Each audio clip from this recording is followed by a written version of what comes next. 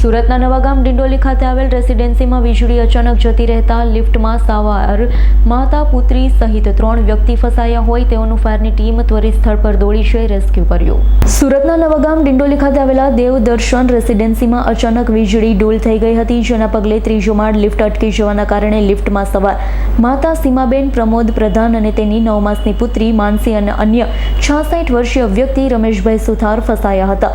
વીજળી ડૂલ થવાના કારણે અંધારું થઈ ગયું હતું તેમજ લિફ્ટમાં ફસાઈ જવાના કારણે મહિલા પોતાની માસૂમ પુત્રીને લઈને ખૂબ જ ગભરાઈ ગઈ હતી। જોકે આ ઘટના અંગે ફાયર કંટ્રોલ રૂમમાં જાણ કરવામાં આવતા ડિંડોલી ફાયર સ્ટેશનથી ફાયર બ્રિગેડની ટીમ તાત્કાલિક ઘટના સ્થળે પહોંચી રેસ્ક્યુ કરી માસૂમ બાળકી સહિત 3 વ્યક્તિને સહી સલામત બહાર કાઢી લેવામાં આવ્યા।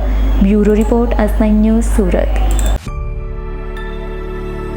અમારી તમામ માહિતીથી અપડેટ રહેવા માટે જોડાયેલા રહો S9 ન્યૂઝ સાથે।